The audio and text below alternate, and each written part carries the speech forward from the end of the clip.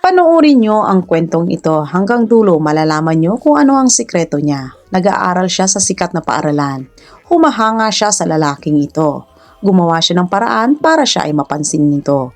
Nagdala siya ng bulaklak at tsokolate para ibigay rito. Ngunit ang lalaki, tinanggihan siya. Sabi niya, ayaw ko ng mga bigay mo na ito.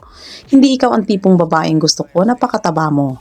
Napahiya siya at pinagtawanan siya ng mga kaklase nito. Umiiyak siyang tumatakbo papalayo. Napaupo siya rito at malungkot. Ngunit ang mga kaklase niya pinagtatawanan lamang siya nito. Ganito siya kung ituring ng mga kaklase niya. Napaiyak siya, malungkot na umuwi. Naglalakad siya rito habang malungkot. Napahinto siya rito, napaisip, siguro mas maganda kung tatalo na lang ako rito. May nakakita sa kanya. Sabi niya, wag mong gagawin yan. Wag mong sayangin ang iyong buhay.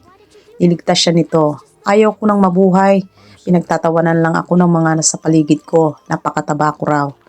Kaya malungkot siyang umuwi sa kanilang bahay. Sabi niya, ano bang kailangan kong gawin? Kailangan ko na rin sigurong baguhin ang aking sarili. Nakita niya ang mga paborito niyang pagkain. Sabi niya, ikain ko na lang kaya. Napaisip siya.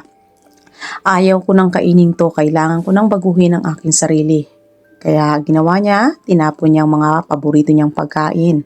Simula na ng pagbabago ng kanyang sarili. Nagpusigido siyang pumunta sa gym para mag-exercise. Naghingi siya ng tulong sa lalaking nagligtas sa kanya.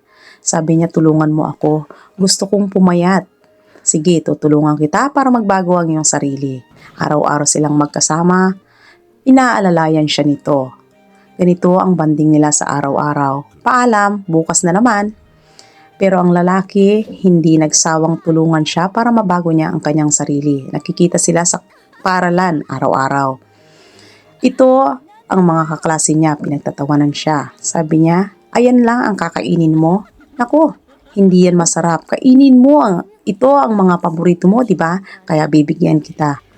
Ngunit galit ang lalaki. Umalis kayo rito, huwag niyo siyang gambalain. Umiyak ang dalawa dahil napahiya sila sa kanilang ginawa. Ngunit ang dalawa masayang kumakain. Ganito ang banding nila araw-araw. Magkasama silang nagja-jogging, nagji-gym araw-araw. Isang araw na-achieve na ng babae ang napakagandang katawan. Hinangaan siya. Sabi niya, dahil sa iyo nagbago ang aking katawan. Kaya ito bumalik siya sa school. Hinangaan siya ng isang lalaking gusto niya noon. Ngunit binalik niya rin ang ginawa sa kanya. Hindi ikaw ang lalaking gusto ko. Ayaw ko sa iyo. Siya ay nagpapasalamat sa nagtulong sa kanya para baguhin ang kanyang sarili. Ang lalaki ay nagsisisi sa kanyang ginawa sa huli.